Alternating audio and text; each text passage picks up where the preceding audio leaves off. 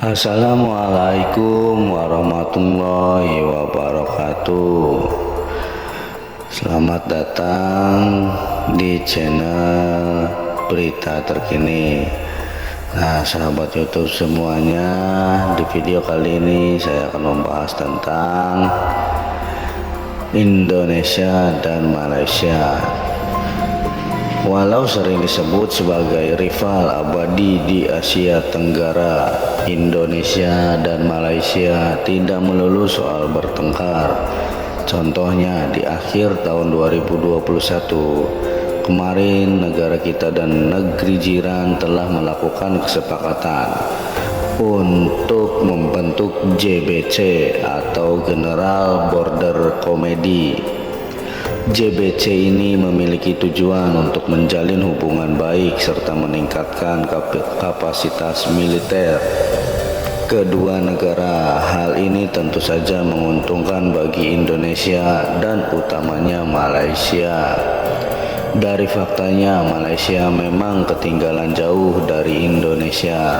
Secara kekuatan militer, peringkat Malaysia sekarang ada di peringkat 42 dunia, sedangkan Indonesia ada di peringkat 13 dunia. Tentu fakta ini membuat kita penasaran untuk melihat kekuatan militer Malaysia secara mendalam. Mari kita mulai di laporan finansial dulu berdasarkan data dari Global Firepower.com. Malaysia mendapati urutan 61 dari 145 negara yang terdaftar soal pengeluaran militer. Budgetnya cuman sampai di angka 2,59 miliar atau setara dengan 39,4 triliun rupiah. Angka ini sangat kecil jika dibandingkan dengan Indonesia yang merogoh kocek hingga 8,8 miliar US dollar atau 133,87 triliun rupiah. Nah, kesenjangan ini tuh disebabkan GDP Malaysia yang memang terpaut jauh dengan Indonesia. Dari data 2021, GDP Malaysia cuma menembus 373 miliar US dollar atau 5,6 triliun rupiah.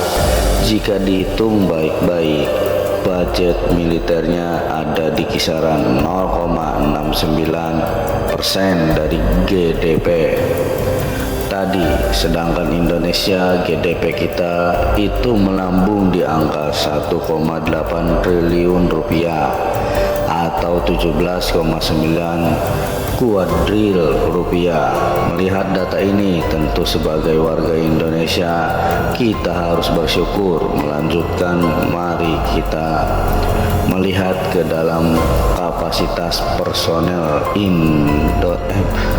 kapasitas personil militer. Dari data yang didapatkan, personil militer Malaysia cuman ada di angka 237.000 personil yang terbagi atas 85.000 personil aktif, 52.000 personil cadangan, dan 100.000 personil paramiliter. Melihat lebih jauh lewat total populasi Malaysia yang mencapai 33,87 juta jiwa. Angka ini itu mencakup sekitar 0,6% dari total populasinya. Persenan ini sebenarnya lumayan banyak karena di Indonesia personil militer kita cuma 0,4% dari total populasi yang ada.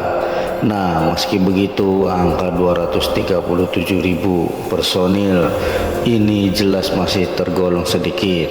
Makanya pemerintah Malaysia harus memutar otak mencari solusi yang tepat. Di tahun 2003 kemarin sempat ada program bernama Program Latihan Hikmat Negara atau PLN. Program ini mirip dengan wajib militer yang dilangsungkan hanya 3 bulan untuk pria dengan umur 17 tahun ke atas. Sayangnya program ini dianggap tidak efektif karena tiap tahunnya PLKM cuma menampung 24% dari total pemuda umur 17 tahun di Malaysia. Selain itu, program ini juga terbukti mahal karena dalam setahun aja bisa ngabisin 400 juta ringgit Malaysia atau 1,3 triliun. Makanya PLKN tadi langsung dievaluasi di tahun 2015 silam dan sampai sekarang tidak mendapat kejelasan. Jadi mau nggak mau Malaysia harus butuh solusi baru. Dari personil dan keuangan militer Malaysia, ayo masuk lebih jauh untuk membahas alutsista yang dimiliki oleh negeri jiran. Sama seperti Indonesia, Malaysia juga masih menggantungkan diri dalam pembelian alutsista dari negara lain. Mari kita mulai dengan alutsista angkatan daratnya. Dulu dari data yang didapatkan, Angkatan Darat Malaysia memiliki 48 tank, 19.544 kendaraan lapis baja, 1.096 pelontar artileri, dan 54 peluncur roket. Secara jumlah alutsista darat ini tergolong sedikit. Nah, jika melihat lebih dalam, hal ini itu terlihat di tank yang dimiliki Malaysia yang ternyata cuma satu macam saja, yaitu PT-91M Pendekar. Entah apa pertimbangan dari pemerintah Malaysia. Namun hal ini lumayan aneh karena tank yang berasal dari Polandia tersebut adalah tank keluaran 1995. Yang jelas udah ketinggalan zaman. Untung saja meski ketinggalan zaman, secara bentuk persenjataan tank ini cukup mumpuni. Senjata utamanya adalah 125 mm 2A 46 ms gun, dan senjata sekundernya ada 2, yaitu Vanback Koaksial General Purpose mesin dan kaliber 7,62 mm serta FN M2HD MTR Crop HP mesin dan kaliber 12,7 mm. Dari darat, mari kita ke alutsista udara milik Malaysia. Di atas kertas, Angkatan Udara Malaysia memiliki 38 jet tempur, 43 helikopter, dan 66 pesawat bantuan. Gimana terdengar kurang?